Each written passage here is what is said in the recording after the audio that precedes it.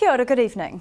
A top-dressing pilot called emergency services to the scene of his crashed plane at a Mount Linton Road property not far from the township of Ojai. The small top-dressing plane came down shortly before 1 this afternoon.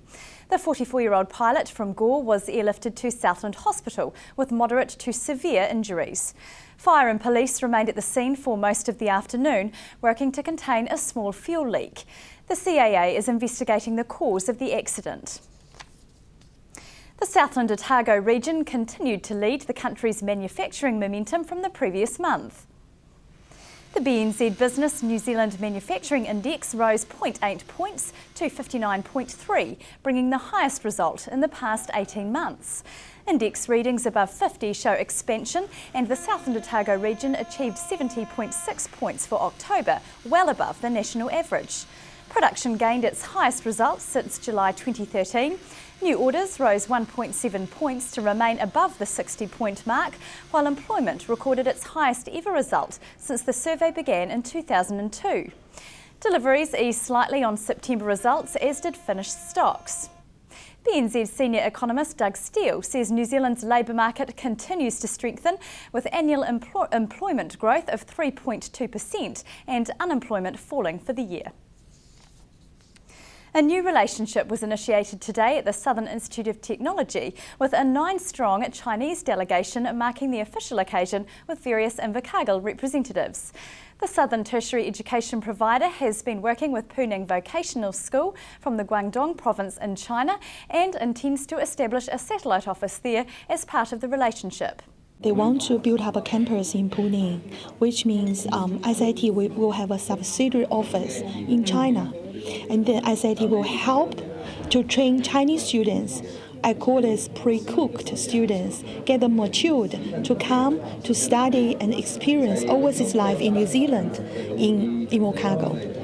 Does it mean that there'll be Chinese students who have been training at SIT in China coming to New Zealand to finish off their education? Hopefully they can improve their English in China first. Also, they can get some ideas about Western countries' educational system. So when they come to this country, they have already got some ideas, and then they can start it more smoothly. Can you just tell us who is in the delegation that's visiting this SIT today? Actually, we have the most powerful man today from Puning City, who is the president of the Chinese Communist Party, and all the people here are the directors of the different, bureaus. For example, the financial departments, educational departments. Yeah, so they come here actually to achieve the best result for Puning people and the vocational college in China. What do they have as far as what they hope to get out of it for China themselves? It's really to improve English, to get more Western awareness of customs within New Zealand? That is a very good question, actually. So I was an international student. What I believe they want to achieve, firstly, is the understanding of New Zealand culture. Because the communication is very important. You can see a lot of bad news about international college in different countries. Why? Because communication problems. Before these international students come to New Zealand, actually we can train them to understand the Western country system, the educational system, even the culture, and then can help them to better settle down.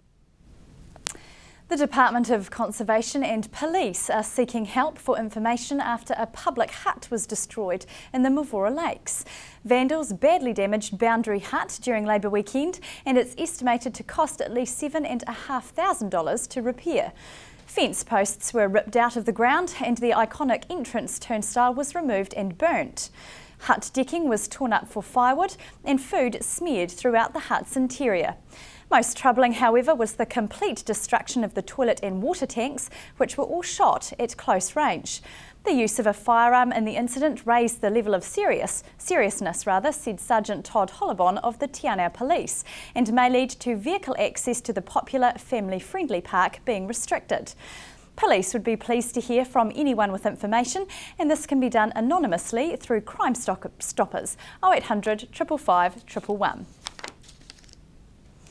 While Green Party spokesperson for Health Kevin Haig was in the city yesterday, he consulted with hospital kitchen staff concerned over plans to centralise hospital food production to Christchurch and Auckland. Health Benefits Limited, or HBL, were established in 2010 to find where efficiencies could be made in the health system. One such option was the centralisation of meal preparation. Talking to the Service and Food Workers Union about this proposal to take the kitchen services away from Invercargill and provide them from a more remote location, frozen meals to transported down here to Invercargill, which I think will be a disaster. And what have they said? They're looking for more information, aren't they? Yeah, they're desperate for more information about what exactly is planned, and they're obviously fearful about the details that were leaked earlier about HBL's proposal, which involves centralising all of the kitchen services just to Auckland and Christchurch. Now that proposal has been withdrawn. We don't know what the new proposal is, and it seems likely that it's going to be reported to the District Health Board fairly shortly, and there'll be some form of consultation process, but if that happens over the summer months, that's the classical way that a decision maker kills consultation on a proposal by having it over the time that everyone's on holiday. So it's important that we get some good quality information about what's planned and that we have a real opportunity for workers and for the community and for health experts actually to have input into this proposal, because it could have profound effects. Stay with us. Still to come on the bulletin, a local kindy supports Diabetes Awareness Day, and there's a new art space in South Invercargill.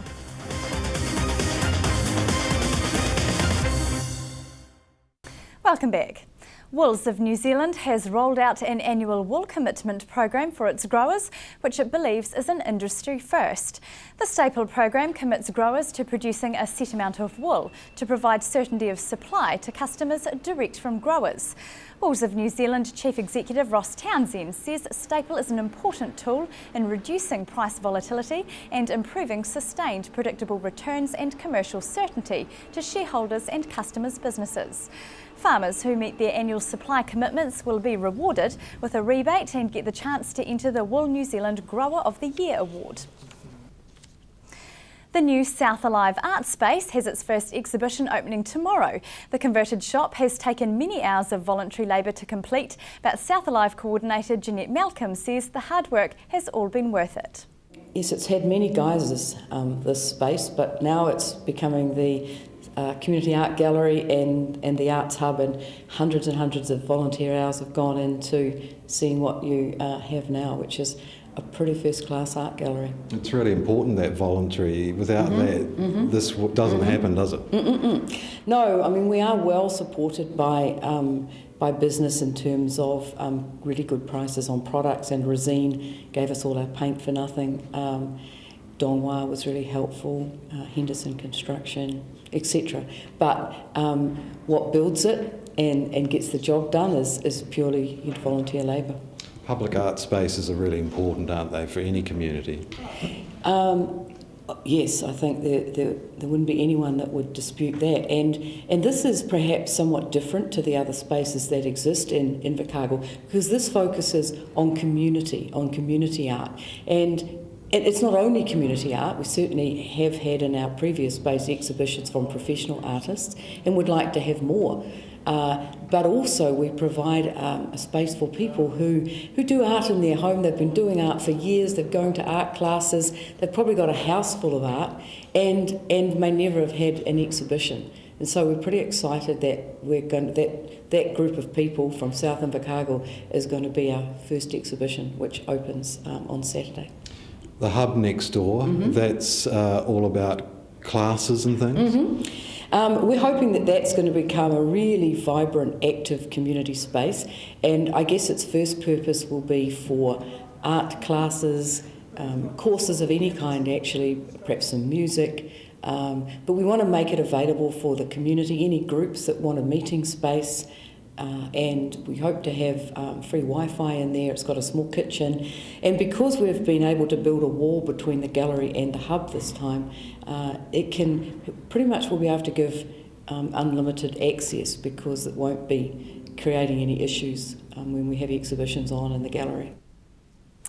Today is World Diabetes Day, and for the children at Lindisfarne Kindergarten, it was a day of dressing up in blue and fundraising for diabetes research. The children are extra aware of the health condition because one of their number, Jalen Blaze, has type 1 diabetes and is often checking his blood sugar level while at kindergarten. The children played with blue Play-Doh and made a circle of donated money which will be sent to a lab conducting vital diabetes stem cell research in Dunedin. The increasing number of cases of diabetes in the Western world is attributed to the dramatic increase in sugar consumption over the past 3 decades. We've got the week that was for you in a few moments, but first a final goodbye from the staff at QTV to our news editor Hunter Andrews, who's off to pursue a new venture. You will be sadly missed, Hunter, and we wish you all the very best. Here are some of the images that told the stories over the past week. Have a safe and happy weekend. Good night.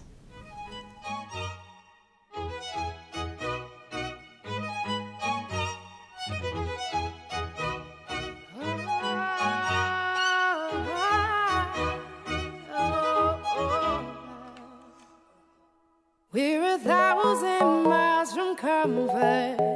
We have traveled land and sea. But as long as you are with me, there's no place I'd rather be. I would away forever, exalted in the sea. As long as I am with you, my heart continues to beat. With every step we take, Kyoto to the bay, strolling so casually. We're different and the same, gave you another name, switch up the back.